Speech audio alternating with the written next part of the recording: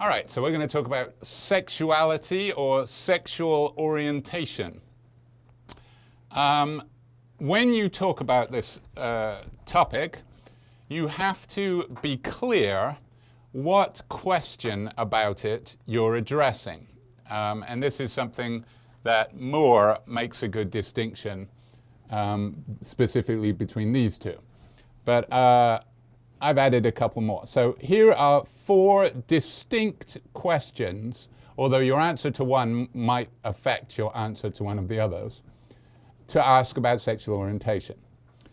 The question that we're not going to spend much time talking about is what's normal and does it matter? But of course, this is probably the one that comes up most in the history of talking about certainly homosexuality, because there's a long history of treating homosexuality as abnormal, and as Mary McIntosh says, as labeling people who are homosexual as deviant, with all the negative implications that come with that.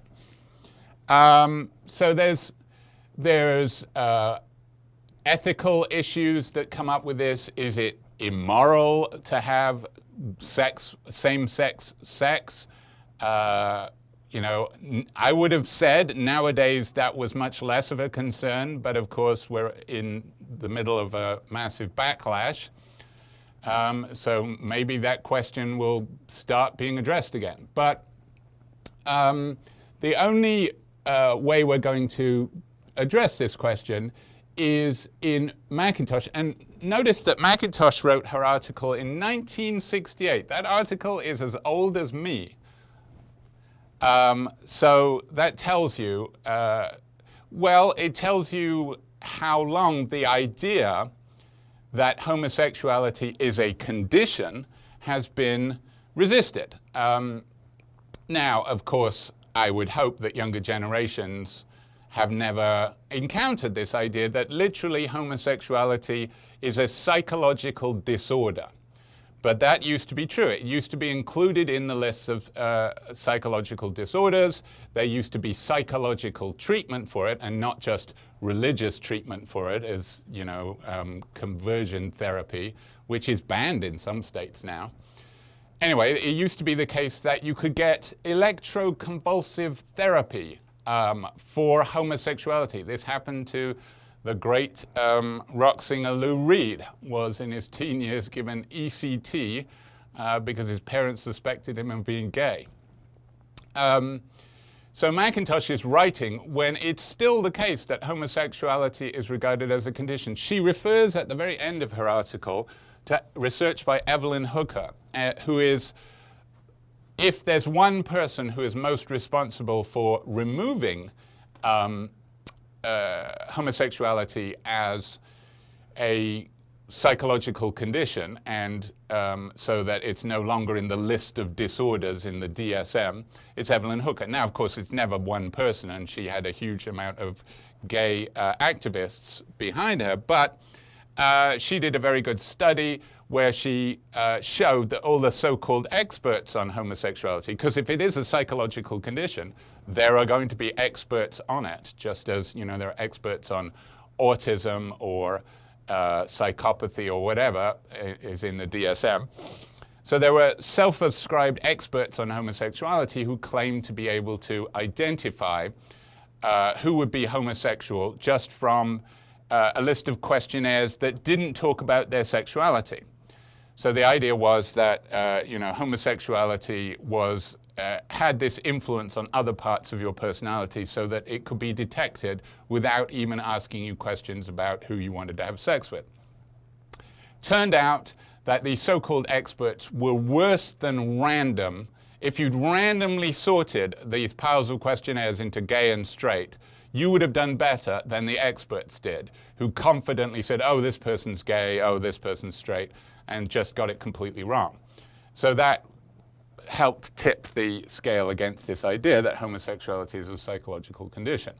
MacIntosh dismisses this idea as nonsense anyway, but her suggestion is that instead homosexuality is a social role. And this is a nice discussion of social constructionism, which is why Mohr, who is critical of social constructionism, mentions McIntosh as an example of presenting a theory. Okay, now, when you talk about social constructivism, as Mohr stresses, you have to distinguish between two areas in which it might apply. And these are the following two questions. One question is, what causes sexual orientation? You might look at this as sort of the nature-nurture debate. If you are a biological, well, yes, I want to preserve the name essentialism, but if you are a biological essentialist about sexuality, you would say what causes you to be gay is in your genes or something like that, that there's some kind of natural biological encoding. You know, your orientation is like a little setting inside you, and some people are born with it set to gay, and some people are born with it set to straight or whatever. You know, as Dembroff quotes Lady Gaga, born this way. That idea, then you're on the sort of nature side of the nature-nurture debate about sexual orientation. Whereas the nurture side is that you can be, that nobody has a sexuality in utero.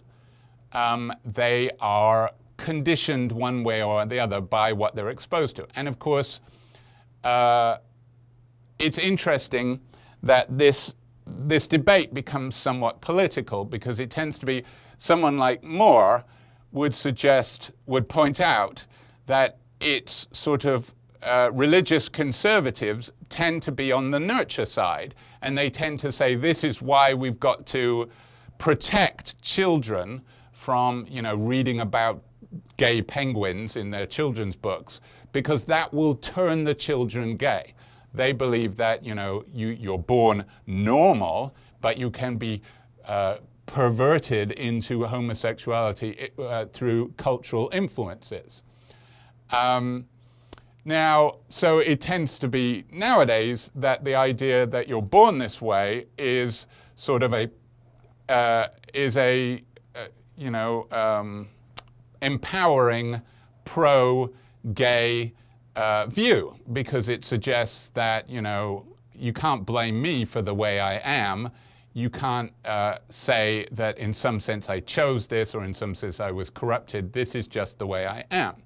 Whereas what's interesting is that MacIntosh is very much not a conservative or religious, and yet she is taking a sort of nurture view. Although it's more complicated than that.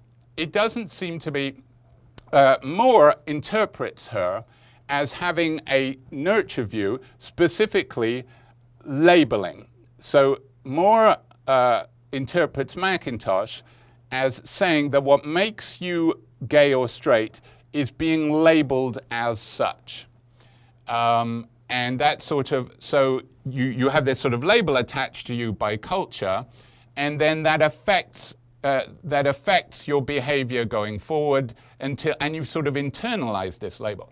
A famous use of labeling theory is if a kid in school becomes labeled as a troublemaker, you know, whether because they just wear black or something like that, then this is sort of a self-fulfilling prophecy. That, you know, once you label a kid as a troublemaker, first of all, other people start looking at them funny and expecting them to be troublemakers and interpreting behavior that in anybody else they'd interpret innocently. They interpret it coming from this person because they're a troublemaker as being more evidence of their troublemaking, and this person is likely to internalize it and say, screw it, if people are going to treat me as a troublemaker, I've got nothing to lose. Why not start breaking some rules? People have already written me off, so why not run with this? So you can see how labeling, that view of labeling can be a kind of self-fulfilling prophecy. And Mohr certainly interprets MacIntosh as applying that theory to homosexuality. That is, what MacIntosh does say is that the effects of labeling are, she lists, first of all, if you label people, you divide them into the deviant and the pure, as it were. And then this has the effect of segregating, because once people in the pure camp see the deviant label, they're going to avoid them. Like in a high school cafeteria, you don't go sit at the freaks table if you're in the popular crowd. So first of all, it delineates, then it segregates, then it's a self-fulfilling prophecy. And one other thing that MacIntosh says is actually gay people internalize this label because, as she puts it, it removes anxious choice. Now, what she might be referring to is what I suggested. If you say, I was born this way, it's not your fault. Now, of course, why should being gay be viewed as a fault? Well, because it's labeled by society as bad. But if you say, it's nothing I can control, it's just something that happened to me, then in some sense, you have no responsibility for this bad thing. You are not a bad person, as religious conservatives often say. Hate the sin, not the sinner. So it's okay to be gay, just don't do gay stuff. That tends to be the religious conservative line now. And you can see how if you are religious, then it would be, to think of being gay as a condition kind of saves you, because, if God made me this way, then obviously who am I to fight it? So these are the effects of labeling as MacIntosh lists them. So she suggests that instead, there are two claims that you can sort of pull out of the MacIntosh article. First of all, that there is no natural polarization. So she doesn't believe that people are naturally gay or straight. In this respect, she has a lot in common with Dembroff, because MacIntosh points to actually a very famous sex survey. This was something done in the late 40s, I believe, by Kinsey, the Kinsey report.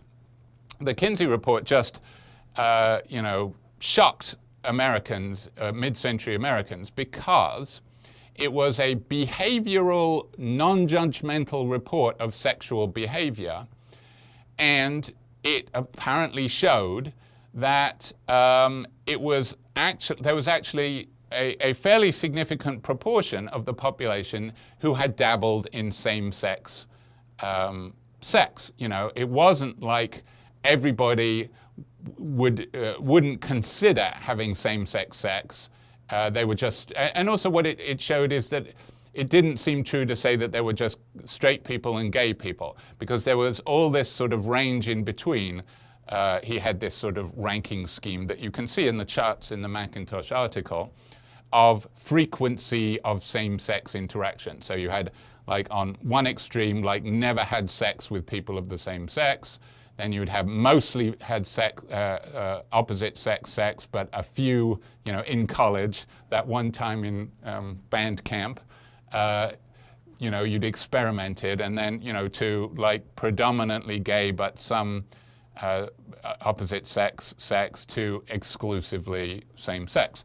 And it was kind of although the majority were, only same sex, only opposite sex, heterosexual, there was this huge range, which surprised a lot of people. And a lot of people were surprised at how many people had had sex with people of the same sex.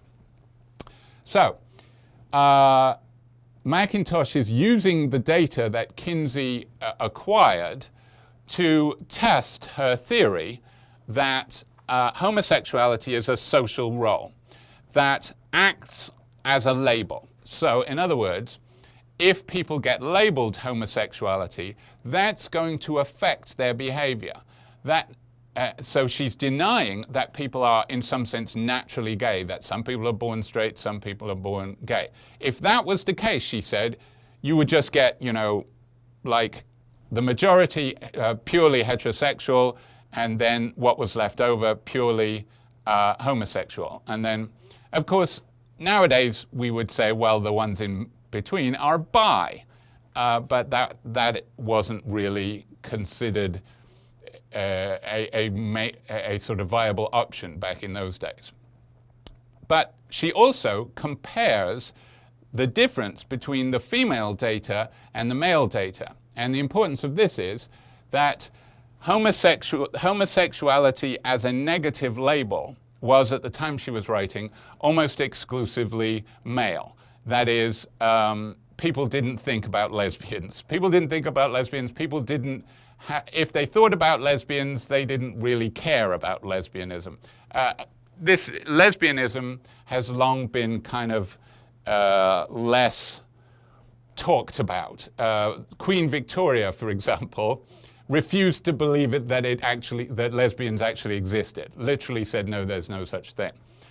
So, and of course, being a lesbian was much easier in Victorian times because people didn't talk about it. You could just shack up together and people would say, isn't that nice? Those two spinsters are keeping each other company. And nobody commented otherwise. Whereas two men shacking up together, that was more, unless they're Holmes and Watson, that was much more likely to attract comment. Okay, so the difference between men and women, McIntosh is interpreting as a byproduct of male homosexuality having this major negative connotation and no equivalent thing happening to women. So with women, it's a much smoother range, whereas with men, there does seem to be some of this siloing effect, that they're pushed towards the extremes. So she's suggesting that the reason they're pushed towards the extremes is because of the labeling effect. And she says, notice the contrast in sexual behavior as reported by Kinsey, which is entirely a study on Americans. Notice the contrast with other cultures that lack the social role. Now, what is the social role in US? It's a set of expectations, she says. That's what a social role is. Not a set of behaviors, a set of expectations that include, that are basically negative stereotypes about gays. Gay men are supposed to be effeminate. I mean, I grew up in the 70s, and you would see stereotypes of gay men as limp-wristed and lisping, and you know, there's a horribly successful British sitcom from the 70s that still occasionally crops up on PBS called Are You Being Served, which has a gay character. Now, it's progressive in the sense that everybody accepts him and likes him, but he is still flaming, as they used to say. Very kind of this sort of thing and that kind of stuff. So that is a built into the social role of homosexuals. Homosexuals are effeminate, that they cannot have friendships with men without them becoming sexualized. So in other words, you can't be friends with a gay person if you're straight without them regarding you as a potential partner, and you know, which is the basis of gay panic, which has been used as a defense for killing people in the past. And of course, that homosexuals will have sex with children. This one, that I would have said had died out a good 20 years ago, has been recently revived by certain right-wing provocateurs on the internet with the label groomers. Now, this is like in the past couple of years, this has made a huge comeback, this old idea that that gays are in some sense child molesters. This term groomers has been reintroduced and gleefully weaponized by certain segments of our political culture. So these are the expectations, and of course, as they are negative, that drives people, that's supposed to drive people away from this. But if you get labeled that way, it's going to start affecting your behavior. People is the suggestion. Now, without this, so in societies without this social role, there is plenty of same-sex sex going on. So there is homosexual sex happening without homosexuals, because it's not in these other cultures seen that if you have same-sex sex, you are a homosexual, which of course would be true if homosexuality was biological. So McIntosh is using this as an argument against the idea that people are naturally gay. So she points to, like, for example, in Middle East cultures, and actually this is true in prisons as well in the West, that it's not equally distributed. The homosexuality is not equally distributed between the partners. That if you are the active partner, the top, you are heterosexual, because in some sense you're treating the other man like a woman. Whereas if you are the bottom or the passive partner, then in some sense you are effeminate. So it's not, you can have same-sex sex without being gay. And in Greek cultures, for example, ancient Greek, if you look at, read the dialogues of Plato, there's discussion of having sex with young men. And that was considered just something men did. They had sex with young men and then they had sex with their wives. And there wasn't this concept of being homosexual. A nice example that MacIntosh gives is, she says, it's funny how people can internalize what is actually a culturally specific definition of homosexuality and then use it in contexts it doesn't apply. And she talks about the historian who tries to defend Pope Julian II from the accusation that he was gay because he had a male lover, by saying, but he can't have been gay because he wasn't effeminate. He had lots of male friends that he didn't have as lovers, and didn't involve himself with children or anything like that. So she says this is just misapplying a concept. You can't. So what would she say about Pope Julian II? Well, she would probably say you can't talk about whether or not he's homosexual because the concept of homosexuality doesn't even apply to the culture that he was living in. Now, this is something that Mohr is going to criticize. He's going to say, well, no, actually the correct definition of homosexuality is cross-cultural. So you can ask it of anyone at any time. It's simply the desire to have sex with members of one's own biological sex. If you define homosexuality that way, then Pope Julian II could have been gay. So what he says is that Mary McIntosh is treating the concept of being gay as if it were like the concept yuppie. Now, yuppie, I don't know if modern generations even know what this is. This was a big deal in the 80s. Young, upwardly mobile professional, that's where it came from. And they were a type that emerged in the 80s, and all of these things were true of them. They drove Volkswagen Golf GTIs, or they were called that in Europe. I think they're called the Rabbit over here. So actually, to be a yuppie in Europe was different from being a yuppie over here, because you would probably drive something much bigger in America, whereas the Golf GTI was considered kind of sporty and a sign of wealth in England. And you would dress a certain way. Certain labels of clothes were important. I believe probably Armani was important.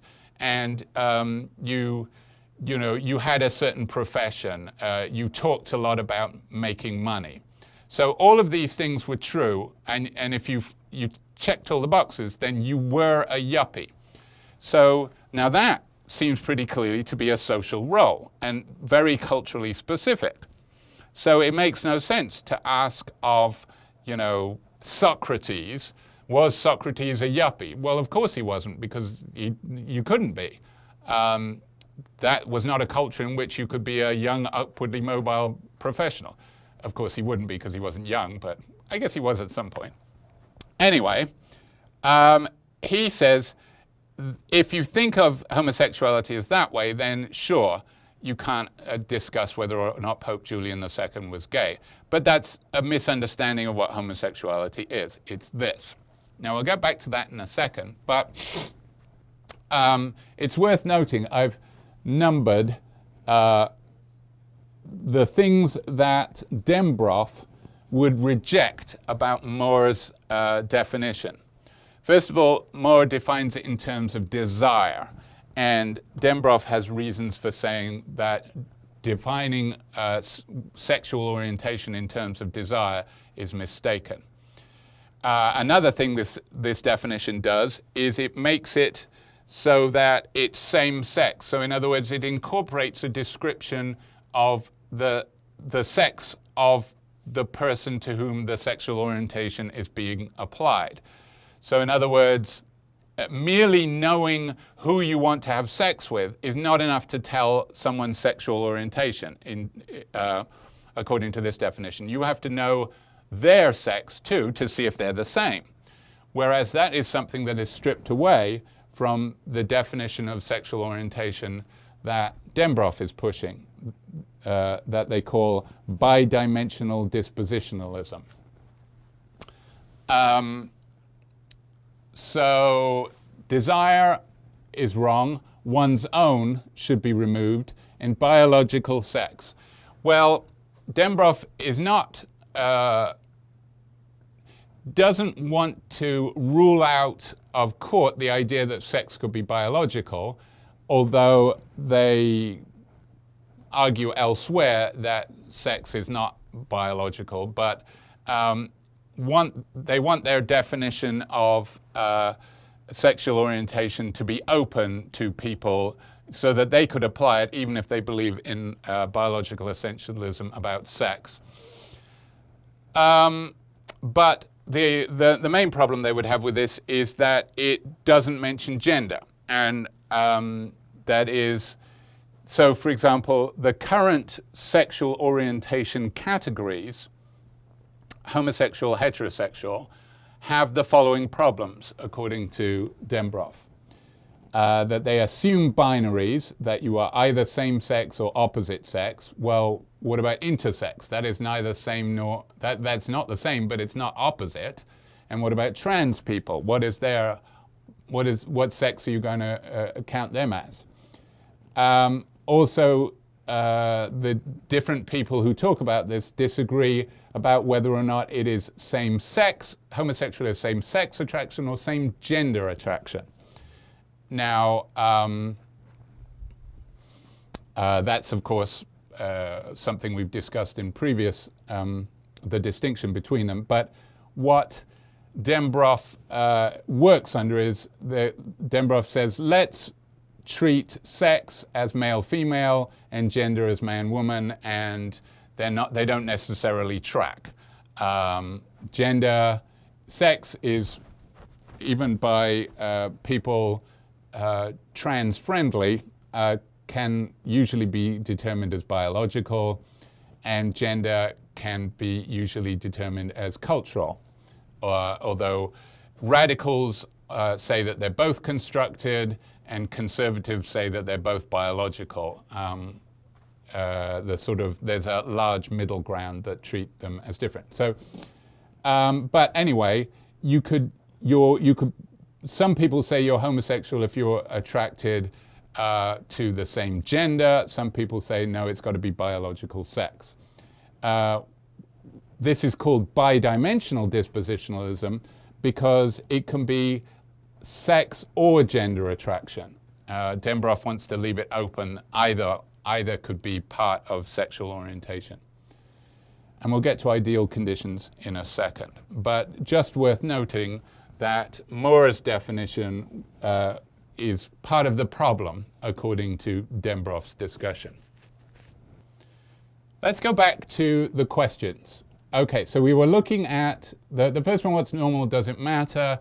MacIntosh talks about the idea that homosexuality is a condition which by its very nature makes it abnormal, and that's built into the social role of homosexual that she talks about, that it's deviant. If you remove that, then, as you should, because there shouldn't be an element of judgment in your sexual orientation unless you have some idea of sin that is probably derived from a specific religion, then these are the more interesting questions. What causes it? The realist answer is that it is, in some sense, ingrained. Now, you could be, you could have different camps in biological realism. You could say that it's a gene, for example, and people have looked for the gay gene and failed to find it. Or you could say it's something to do with the hormones you are exposed to in utero. Now that is sort of, although it's a biological, it's in some sense nurture, because the original zygote doesn't have a sexuality, but if what it's exposed to, the sort of hormone bath it undergoes in utero is what determines the sexual orientation, then it's sort of a middle ground. You couldn't tell from the DNA, but it is a biological cause. But the anti-realist is, you can have different forms of anti-realism. You could say that sexual orientation is socially constructed, or you could say there's really no such thing. And actually, MacIntosh appears to be saying both of those, because she says that there's no natural polarization. There's just people having sex. There's just behavior. She's not really interested in the motivation, because someone like Mohr would say, yes, but why are these people over here in the Kinsey scale mostly having sex with men? You're just saying it's just because those are the partners available. Now, that seems plausible if you're talking about prisons or total institutions. Total institutions are institutions where all of your life is regulated by the institution. Prison is an obvious case, but also the military tends to be a case where just about every aspect of your life is controlled by the institution. And it's certainly the case that there's documented evidence that there's a lot more same-sex sex going on in segregated institutions. People who've come out of prison say that there's a lot of same-sex sex going on, and some people come out of prison who've had sex with men while in there and never before and never since. So why were they having sex with men? And the answer is because they wanted to have sex, and that's the only ones available. Those are the only partners you could get. So those people would say same-sex sex, behaviorism or behavioralism is not a good theory of defining sexual orientation, because behavioralism says we can tell your sexual orientation merely from the way you behave.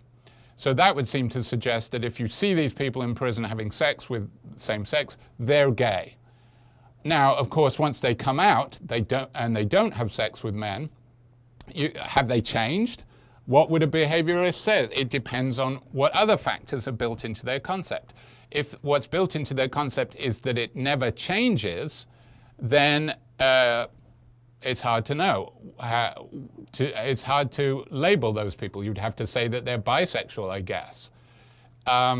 Whereas if you can say, that is usually used as an argument against behavioralism, that people can have same-sex sex without being homosexual. Okay, so causes, realism versus anti-realism. Where do the categories come from? This is a slightly different question. That is, another question, another way you could think of this is, do the categories that we have carve nature at the joints? In a previous video I said that it was Aristotle who said that. Actually, it was Plato who said that first. Carving nature at the joints is this idea that there are categories, there are kinds of things in nature that, and we discover them as kinds, as distinct from other things in nature. An obvious instance of this is the periodic table. Periodic table divides substances into different elements. So gold is by its very nature a different kind of thing, and that's just nature. Nature comes in different kinds of stuff. It's not, the alternative view is just to say nature is just a smooth continuum and we divide it up according to our interests. But there's no real joints in nature that we're carving. We're just, all of our categories are driven by our own interests. And if our interests change, we'd come up with different categories. So if you're an essentialist, you say, no, our sexual orientations, the labels that we come up with, track real differences in nature. It's as if different sexual orientations are like different species, although of course species itself is questionable. There is questionable that there are really distinct things. But certainly, on one definition of species, they can't interbreed. And that's one thing that separates them. You can interbreed with members of your own species, but not with other species.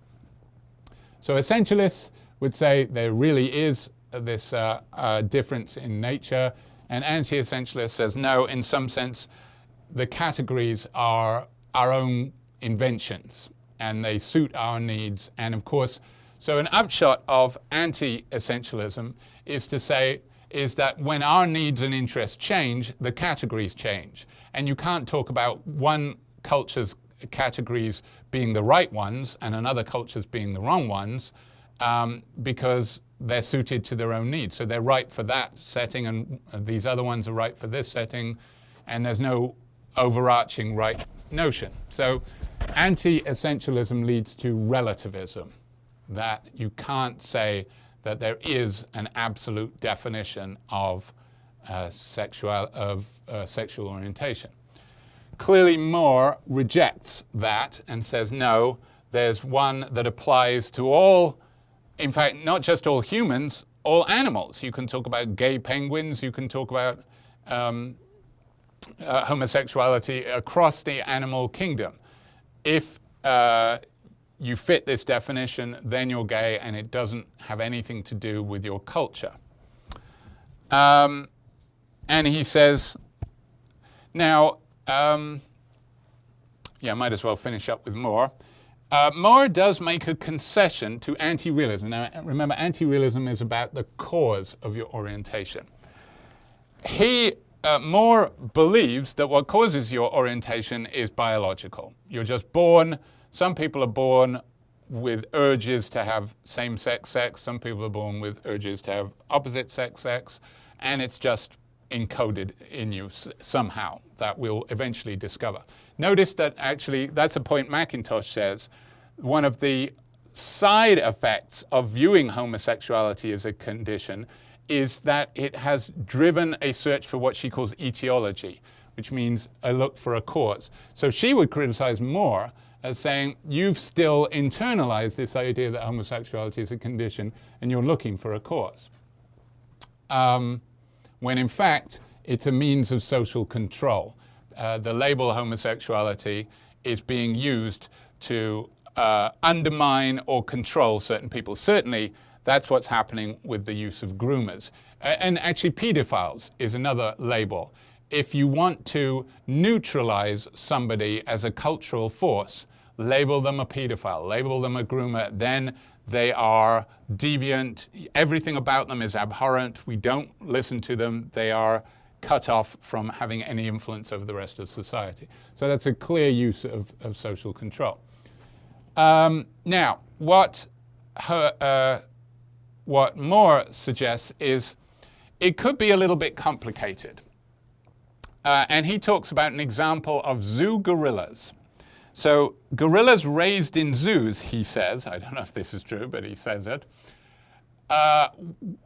don't know how to mate until they're shown pornography. Now, he doesn't, he calls it blue movies, which is a charming old-fashioned way of referring to pornography. I don't know why they're called blue movies. Maybe they came in blue packages. There's a reason. Look it up. But gorillas have to be shown pornography. He doesn't say if it's human pornography or special gorilla pornography. made by who? I don't know. Where do you get gorilla pornography? I don't want to know. But so what this suggests to him is that sexuality, the drive to have sex, is just encoded in you. But sex itself, as a practice, is kind of a complicated thing. And so you are born, or when you reach a certain age and you want to have sex, you just want to, and it's a biological drive. Like feeling hungry is a biological drive. But to continue the analogy with food, what you view as food is culturally specific. There's all kinds of funny videos. There's a famous one that used to get showed in school of American kids watching a video of African kids eating larvae. This is considered kind of a protein-rich delicacy. They'll eat the larvae of insects, or they look like giant maggots, and they'll pop them in their mouth and happily eat them, and it's considered something of a treat. And of course, all the American kids watching this were going, ew, that's disgusting. So culturally, they do not classify larvae as food. So if they felt hungry, they wouldn't see larvae as a means of satisfying it. Whereas, I think they flipped, in one of these videos, they flipped it so they had African kids watching Americans eating something and being disgusted by that. So they didn't see what the Americans were eating as food. And a lot of the things we eat as food shouldn't be eaten as food because they're packed full of horrible chemicals. And they're all available at my local Dollar General. So if sex is like eating, it's a combination of a biological drive and then a culturally constructed conception of what kinds of things will satisfy that, what it is to have sex. So he suggests that the gorillas want to have sex, they just don't know what sex is, and that's something that needs to be taught. So this is applying Ian Hacking's notion that intentional action, that is action that is not that is chosen, something that you have control over, intentional action is done under a description.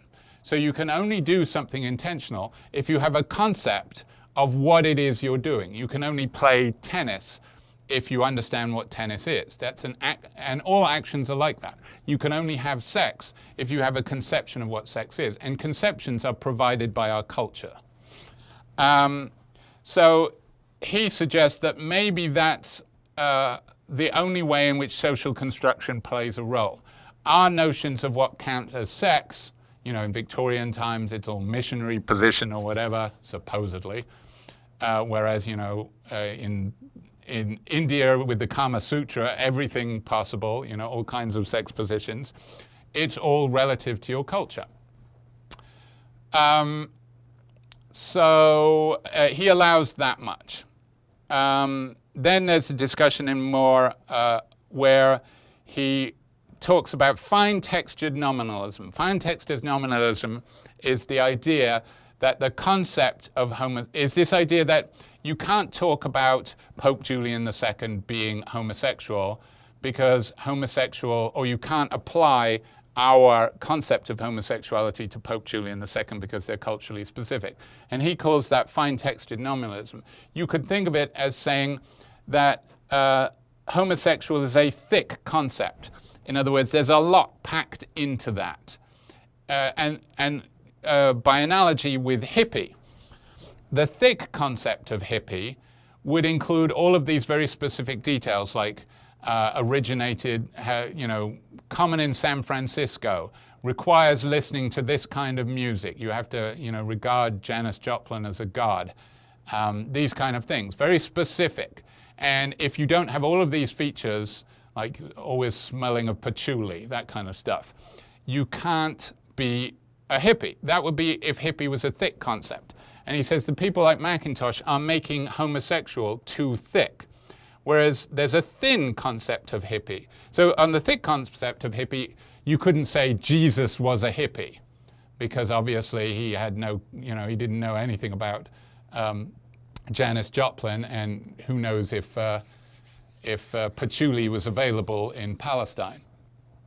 But on a thin concept of hippie, then sure, Jesus could be a hippie. You know, talked about peace and love, didn't shave, wore, you know, loose flowing clothes, genuinely counter culture, and, you know, despised by the majority in his culture. Fits. Then you could say, sure, Jesus was one of the earliest hippies that we know about. And he says obviously the correct way to think about homosexuality is as a thin concept. And if you have a thin concept, then you can apply it everywhere. All right. So where do the categories come from? If you're an anti-essentialist, you're something like a thick or fine-textured nominalist, and you say that the culture provides all the details, and all of the details matter, and therefore every culture's concept is very specific to their culture because the details include lots of culturally specific details. Whereas if you're an essentialist, you could say, no, it applies irrespective of the ideas in people's heads, that someone could be a hippie without having an idea of a hippie. And that's where he distinguishes between concepts and words. He can say, different cultures obviously use different words, like, you know, French use the word neige, we use the word snow, but it's the same concept. Concepts can be cross-cultural if they're thin enough. And that's what he's going to say is true of homosexuality. All right, so all of this has been mainly talking about homosexuality. The question is, should we assume that homosexuality and heterosexuality are the sexual orientations? And Dembroff's project is to challenge that and come up with a new set of categories. Because the problems with these, as I've already mentioned, one main problem is increasingly it fails to recognize, it assumes binaries, and binaries appear to be a cultural construct. The very idea, just as McIntosh disputed the idea that we divide neatly into binaries of heterosexual or homosexual, biologists say, well, look, there's a diversity in nature biologically because there's all these intersex conditions like androgen insensitivity syndrome, where you can have a vagina but be XY. You know, all of these kind of things where you don't fit neatly into either camp. So the very idea that there are two camps, male and female for sex, man and woman for gender, is itself a cultural construct. And certainly there are plenty of people who don't fit it, like trans or intersex people. Does that mean we can't give them a sexual orientation? They don't have a sexual orientation? Well, that seems wrong.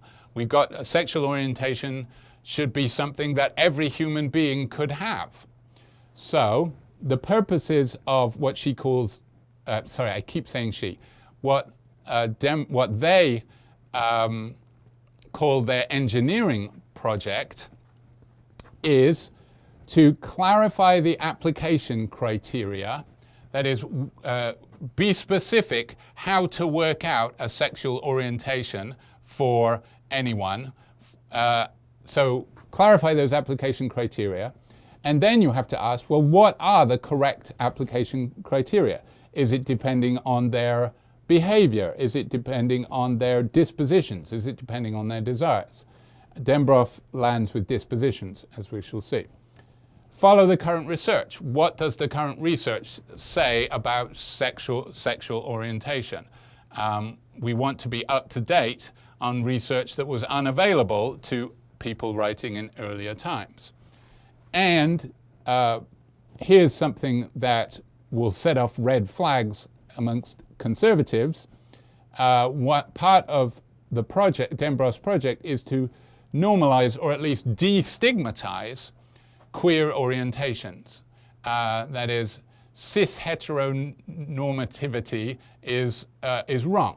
This there's even if we're even sort of liberals today who say, you know, homosexuality is perfectly normal, are still building in the very idea that we talk about homosexuality and heterosexuality, building in this idea that there's a clear binaries in nature. So normalize queer orientations and, relatedly, make it easier to legally and socially protect minority orientations from the discrimination that they continue to face, particularly amongst people who label them as groomers, for example. Dembroff rejects the idea that sexual orientation includes emotional or romantic attraction. So these are all decisions that Dembroff makes that could be challenged. For example, there are plenty of people who would say that actually what's most important about one's orientation is whom one loves, not necessarily whom one wants to have sex with. And of course, what's interesting though is people like asexuals. Asexuals, for example, are people who are not interested in having sex, but there's no implication that they don't fall in love or that they don't want to be or have life partners.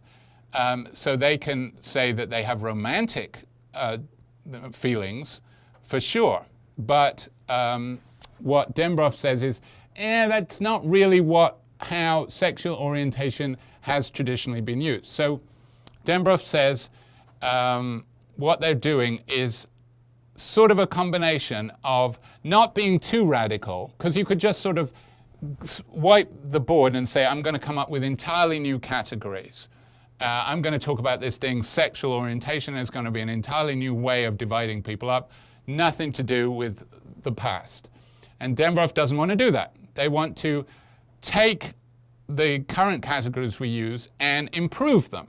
Because if you just come up with new categories, people are going to continue using the old ones.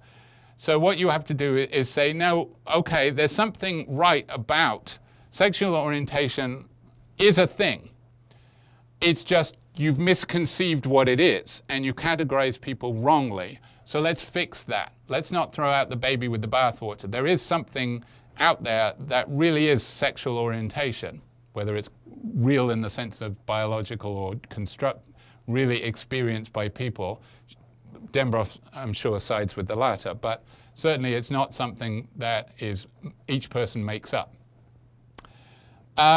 Okay, so we're not going to talk about romantic connections, and we're not going to talk about what Dembroff calls sexual druthers. I love this phrase. Sexual druthers is your type. So, for example, heterosexual people can say, heterosexual men talk about, well, I like, I'm particularly drawn to asses, or I'm drawn to boobs, or, I like people of a certain height, or I like people of a certain hair color, or even skin color. These are all things that determine your preferred sexual partner within the broader category. And what Dembroff says is sexual druthers is a thing, but it's not sexual orientation. Like people men who all like women, but all like different women, different kinds of women, from your Audrey Hepburns to your Marilyn Monroes, from your Beyoncés to your different body types, does not affect the fact that it's gender and sexuality, gender and sex that determine your sexual orientation. So it's not a sexual orientation to be attracted to redheads, even if that can really affect your decisions. Okay, so it's not those things. And behavioralism is the wrong way to go about it. In other words, your behaviors do not determine your sexual orientation. For example, having same-sex sex is not necessary to make you whatever the new equivalent of homosexual is.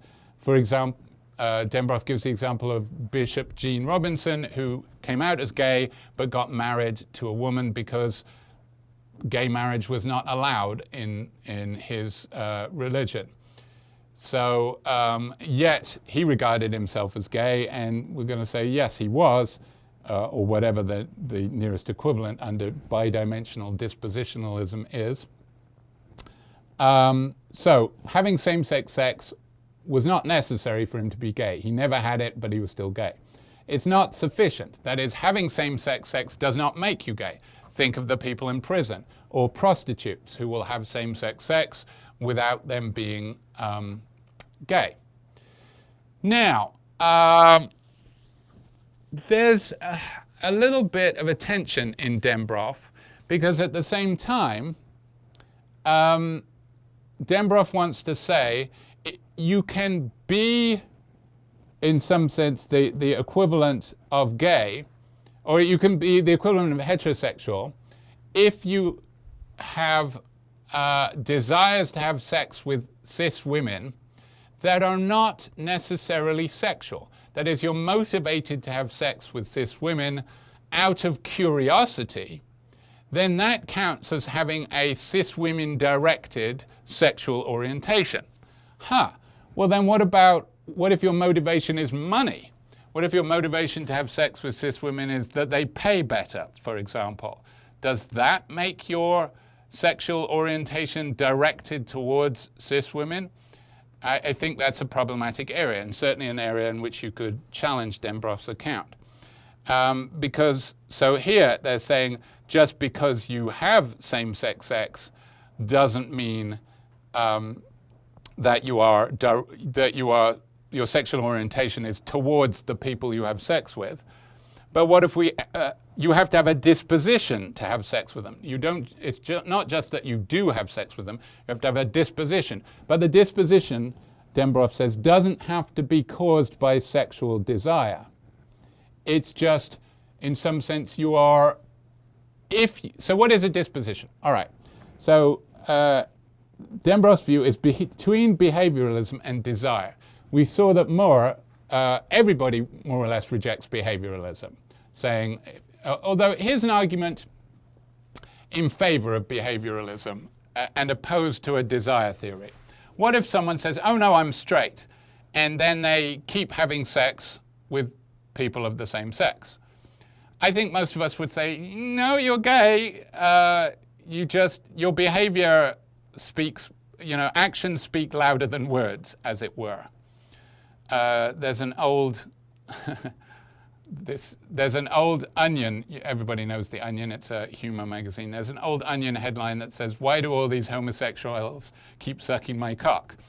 The joke is that this person is severely closeted, refused to admit that they're gay, but keeps having gay sex anyway. So there is an argument to be made that behavior should count.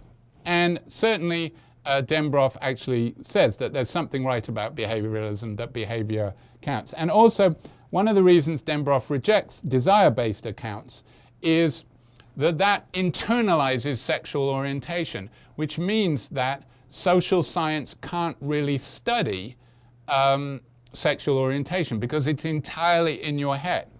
Now, well, what are dispositions if they're not behavior? Why aren't they entirely within your head? So, let's explain disposition with the classic example of flammable. Flammable is a property that we say actually occurs in the world, and that you can know if something is flammable. Scientists could say, yes, that's a property that things have. So in that sense, it makes it scientific, and it's not some kind of internal, non-accessible, first-person point of view property, which science can't access. So that's why dispositions seems in some sense, if you think that sexual orientation is a disposition, it makes it more scientifically studyable. But what is flammability? You can't actually just look at something and see if it's flammable. You have to put it in certain conditions. For example, a match is flammable, but if you put it in water, it won't light.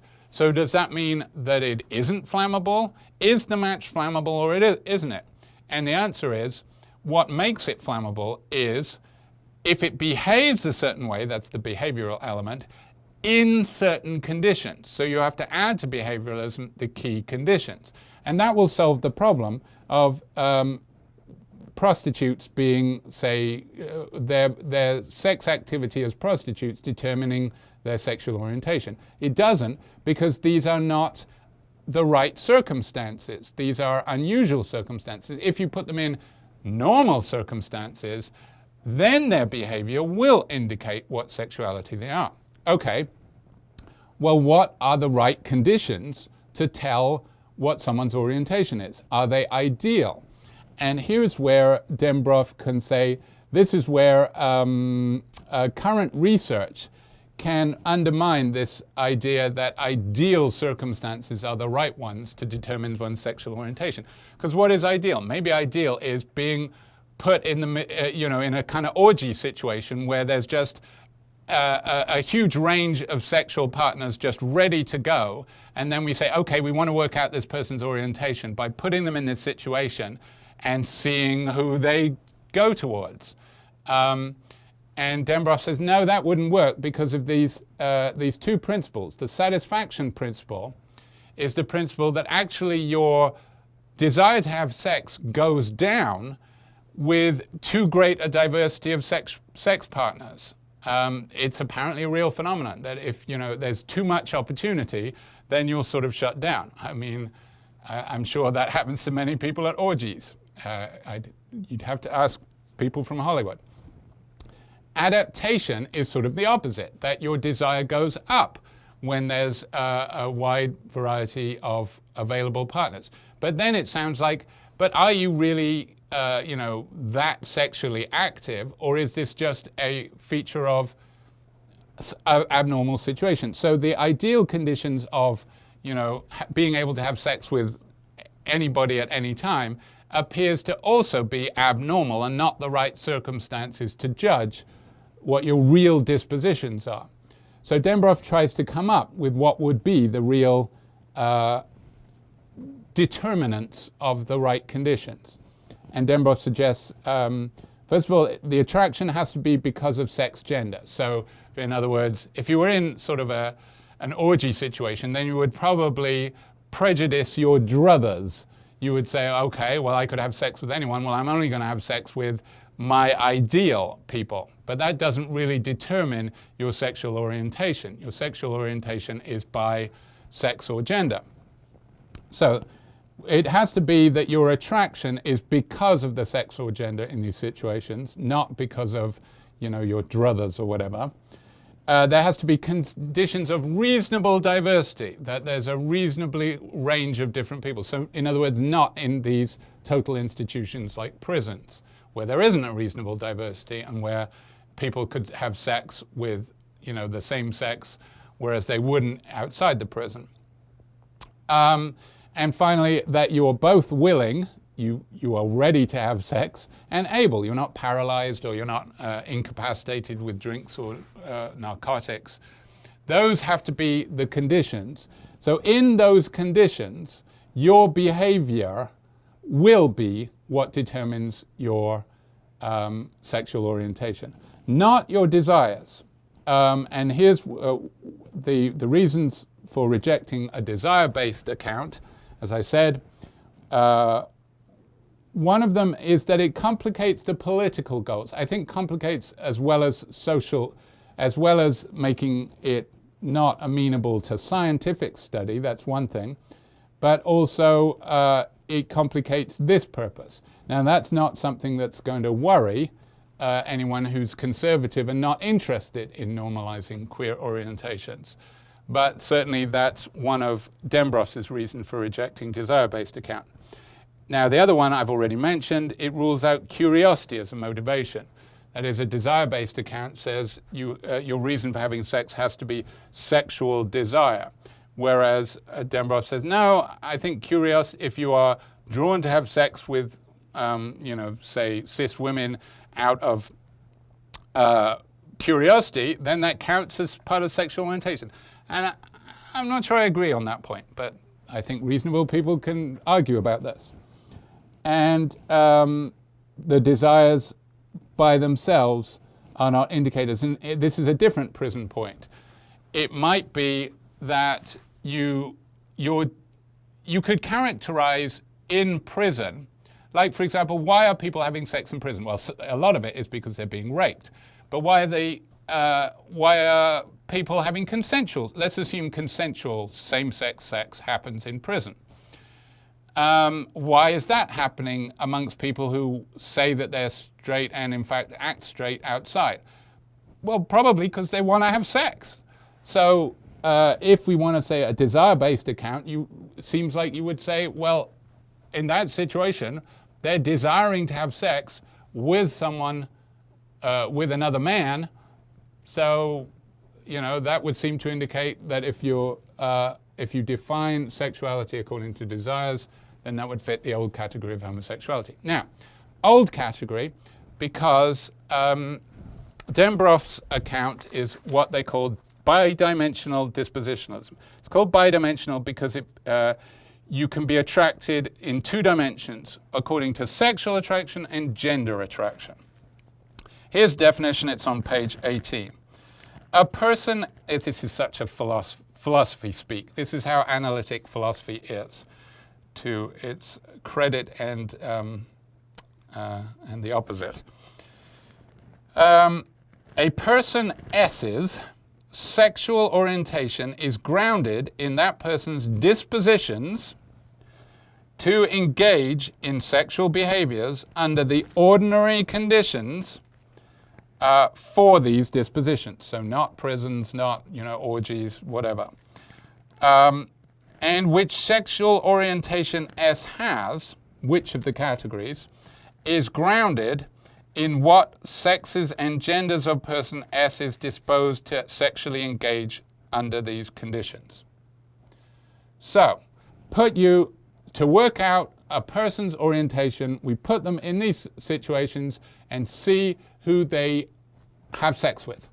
So it is behavioral in a certain situation because we believe that that's the situation where your behavior indicates your dispositions. So we're saying that we're discovering your dispositions, which is not the same as your behavior, in the same way that a match is still flammable even if you can't light it because it's wet. Your dispositions don't change even though your behavior might. So that's the other reason to make sexual orientation to do with disposition. Dispositions seem more permanent. We haven't even gotten into the discussion of, is sexual orientation permanent? Because if that is not built into your conception of sexual orientation, that it's at least consistent. Maybe it can change slowly over time. Maybe, a woman who was heterosexual in her early years and then falls in love with a woman and then changes to homosexual. Again, I'm using the categories that Dembroff would reject, but is that possible? Was she heterosexual in her early life and homosexual in her later life? Is that allowed? Or do we say that she was always bisexual, so that didn't change? Or do we say that she was always gay, she just didn't realize it in her early years? All of that depends on whether or not you define orientation as changeable. At the least, though, it doesn't seem as changeable as behavior. Behavior can change depending on the settings, particularly if you're in prison for a year, and that's the only time you have sex with people who have sex as you. All the rest of the time you have opposite sex. It doesn't seem like your sexuality changed over that time. It seems more likely that your behavior in prison is a product of abnormal circumstances. So disposition seems like a good candidate to track orientation if orientation doesn't change as fast as your behavior. Okay, now Dembroff also, what are the actual categories? Well, notice that the categories do not incorporate your sex or gender.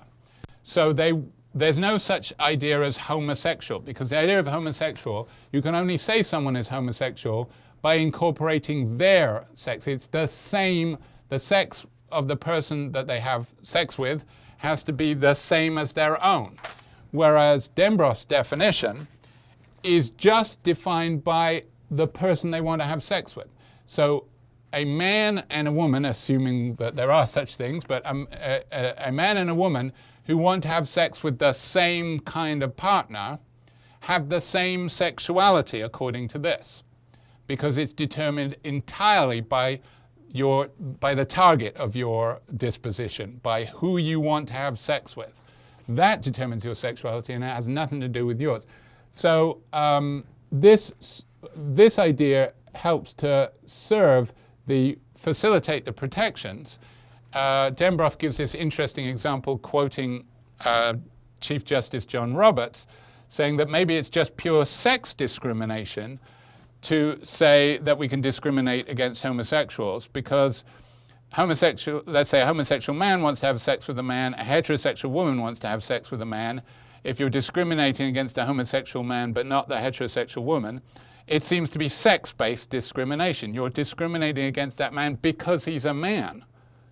And that's not allowed. That's definitely protected. You can't discriminate against people because of their sex.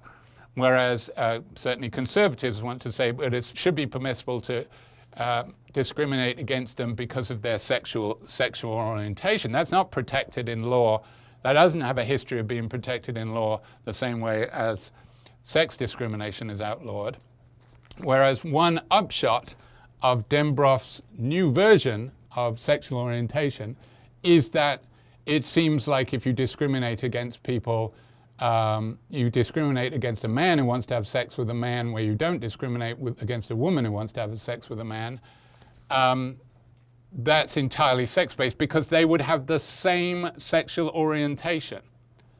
So you cannot discriminate against one and not against the other, and claim that you're doing it because they have different sexual orientations, because they don't. They have the same sexual orientation if you describe it as Dembroff does, purely in terms of who you want to have sex with.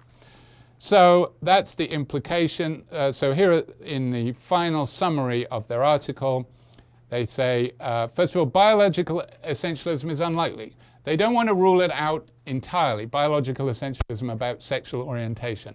It's just because it incorporates gender attraction, and gender is, most people agree, is culturally defined, then it seems like there's going to be explaining someone's sexual orientation is not going to be purely biological as Mohr wants it to be.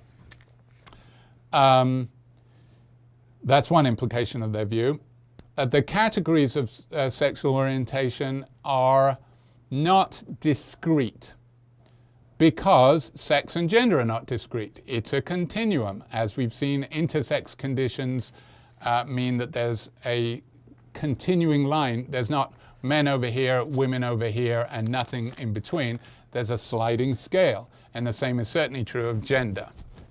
Masculine and feminine, obviously admit of degrees. So if we come up with actual names for sexual orientation, they're more likely to be coordinates in a three-dimensional space. Oh, I'm X5, that's my orientation, because I am drawn to this specific sex and gender on the sex and gender, here on the sex scale and here on the gender scale. Right there is the sweet spot. Now that starts sounding a little bit like sexual druthers, but what Dembroff would say is, well, but it's druthers related to sex and gender, whereas druthers related to hair color, that's not sexual orientation. So it's a form of sexual druthers. It's just sexual druthers determined by attraction because of sex and or gender. And finally, an implication of their view is that you can't determine someone's sexual orientation just by their behavior. It has to be behavior in the right circumstances. All right, there you go, sexual orientation.